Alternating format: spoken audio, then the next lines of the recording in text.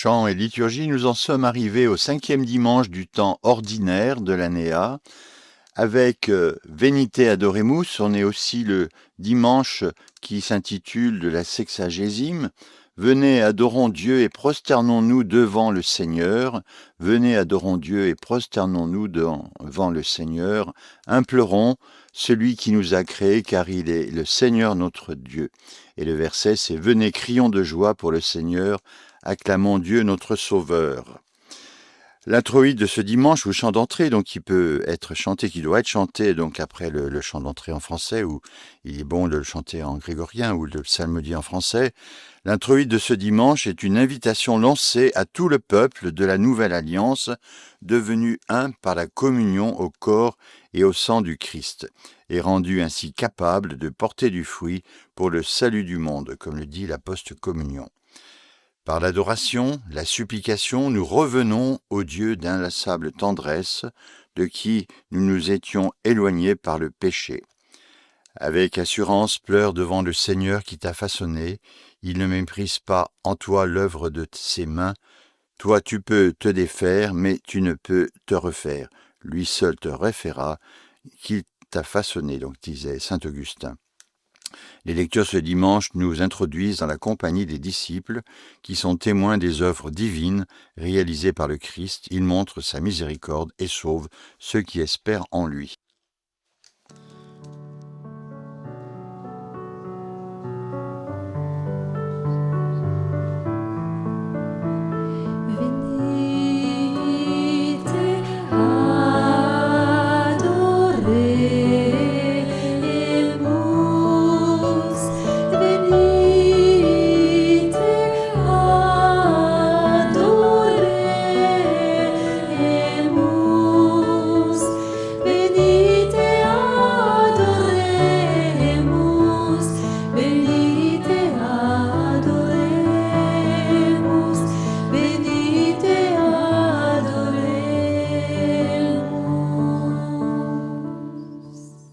Alors ce 5e dimanche, avec cet introïte, nous place toujours dans la thématique de l'épiphanie, tandis que l'offertoire, Perfice, et la communion introibo nous situent déjà à l'ancien dimanche de la Septuagésime, et le graduel Tolite Hostias s'invite déjà au 5e dimanche de Carême. Cet introïte, donc, cette invitation est un impératif, venite, venez, et suivi d'un coorcatif, adorons. Le mouvement d'entrée se trouve donc provoqué par une voix singulière qui appelle, mais qui se reconnaît tout aussi solidaire de ce groupe, de cette communauté qui assume simplement la charge d'introduire celui-ci dans la présence du Seigneur. C'est la voix de l'Église, la vox ecclesiastica pourrait-on dire. L'introïte fait en somme ici sa matière de l'appel, même qui suscite la démarche d'entrée. Plus exactement, il n'est que l'encouragement que s'adressent les uns aux autres les membres de cette assemblée qui va célébrer le Seigneur pour autant que chacun s'avère être en la circonstance fraternellement responsable de l'accès d'autrui à la présence réelle. Alors, le graduel de ce dimanche, c'est « Il a répandu ses largesses et ses dons sur les pauvres, sa justice demeure à jamais ». Et le verset, c'est « S'aligner sera puissante sur la terre, la descendance des hommes droits sera bénie, dispersit dedit pauperibus, justitia eius manet in seculum seculi, potens in terra eritent semen eius, generatio rectorum benedicetur ». Alors, les largesses de Dieu, c'est cette grande bonté de Dieu qui est décrite dans la fameuse épître aux Éphésiens, verset 3, chapitre 3, 18, 19, où il est dit que les chrétiens peuvent comprendre avec tous les saints quelle est la largeur, la longueur, la profondeur et la hauteur de la charité du Christ. Cet amour est irrationnel, démesuré, inconditionnel et miraculeux. Il est important de reconnaître que cette dimension spirituelle apparaît lorsque la relation avec notre Père est restaurée et que notre esprit reprend vie. Donc un très beau graduel, donc c'est le psaume graduel, différent du psaume responsorial qui est chanté la plupart du temps, ou lu, malheureusement il faut qu'il soit chanté dans les paroisses. L'Alléluia, troisième pièce de ce dimanche, c'est Louer le Seigneur, toutes les nations ensemble, louez-le, tous les peuples, Alléluia. Donc il s'agit du psaume 116, un psaume très court, mais qui est très souvent utilisé dans la liturgie ou dans l'histoire de la musique occidentale. Le troisième chant, c'est le chant d'offertoire.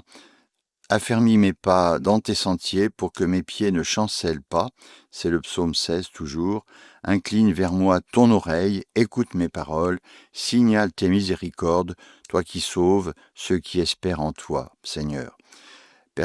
Perfice gressus meos in semitis tuis et ut non moveantur vestigia mea, inclina orem tuam et exodi verba mea. Mirificas, misericordias tuas, quo salvos facit sperantes in te domine. Donc on voit ici que c'est le chrétien, l'âme qui parle à Dieu, qui fait des demandes, très belles prières que nous pouvons reprendre à notre compte.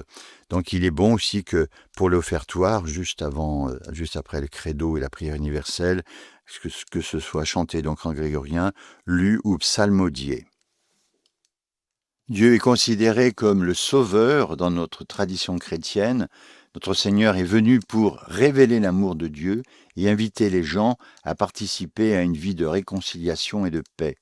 En tant que créateur et sauveur, Dieu a un désir profond pour chaque être humain, les aimant et les voulant.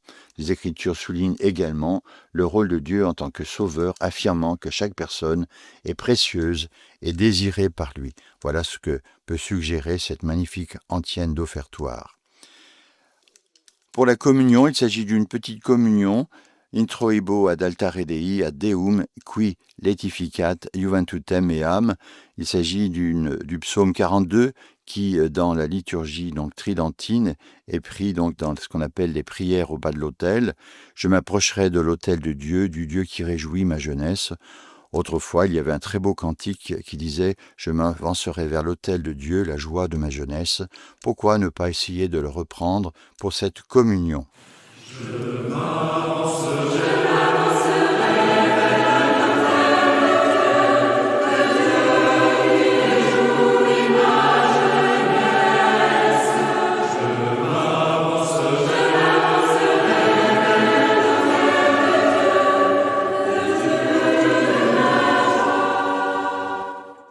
Il y a aussi la collecte qu'il faut bien regarder. Souvent, cette collecte est dite de façon machinale et personne, finalement, fait attention à elle. Voilà ce qu'elle dit aujourd'hui. « Dans ton inlassable tendresse, nous t'en prions, Seigneur, veille sur ta famille. » La famille, c'est l'Église. Elle s'appuie sur ta grâce, sur la grâce du ciel, son unique espérance, qu'elle soit toujours assurée de sa protection. Donc la grâce, c'est celle de demander de participer à la béatitude du ciel.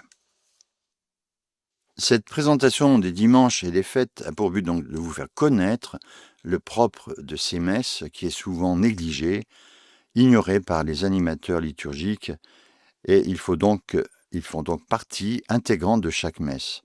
Le premier mot d'introït ou chant d'entrée donne le nom du dimanche en question. Il faut donc se mettre à travailler ces prières qui sont très riches de signification et d'aide dans la vie spirituelle. Il faut soit les lire, les psalmodier ou apprendre le grégorien qui a été créé pour elles. Cela enrichira considérablement la beauté de la liturgie. On reprend donc des documents de l'Église, par exemple dans Musica Sacra de 1958, il est dit que les musiciens doivent avoir une connaissance suffisante des questions liturgiques. Aux musiciens et chanteurs, surtout aux enfants, donnera aussi une authentique formation liturgique. C'est le Concile qui le disait dans sa constitution de 1964, Sacrosanctum Concilium. On donnera aussi aux membres de la chorale une formation liturgique, l'instruction Musica Sacra de 1967. Et il faut que les fidèles laïcs veillent à ne pas présenter leur propre point de vue comme doctrine de l'Église. Autrement dit, pour diffuser des propos sûrs et bien travaillés, il faut absolument consulter les textes magistériels de la liturgie. En matière de musique sacrée, les directives sont quasiment identiques pour les deux formes du rite romain. Alors, pour vous aider dans vos préparations, eh bien, nous avons un certain nombre d'auteurs, notamment vous avez l'excellent Missel Laudate, dont je me sers largement pour présenter ces émissions, qui est présenté par Don Thomas Diradorian en 2021. Il s'agit d'un missel vraiment remarquable. Ensuite, vous avez le chant noté de l'Assemblée, qui a été approuvé par la Conférence des évêques de France. On ne chante pas n'importe quel chant à la messe, il faut qu'il ait une approbation. Vous avez aussi les chants pour la liturgie en français d'Arnaud Perruta, avec les dimanches et fêtes, datant de 2018. Magnificat Dominum, le chant de toute l'année liturgique pour les fidèles et les chorales, avec donc un frontispice par des cardinaux. Le livret de chant chez Rejoice, deuxième édition à Versailles. Pour le grégorien, vous avez le graduel romain avec l'orgue par l'abbé Ferdinand Portier aux éditions de Solesmes. Et vous avez aussi le paroissien romain, ce qu'on appelle le numéro 800, qui contient la messe et l'office pour les dimanches et les fêtes. Donc il faut vous mettre au travail, chers amis. Et donc on continuera la semaine prochaine à présenter au fil de l'année, au fil des dimanches et des fêtes, ce magnifique propre de chaque messe. Bonne semaine à tous et que le nom du Seigneur soit béni. Au nom du Père et du Fils et du Saint-Esprit. Amen.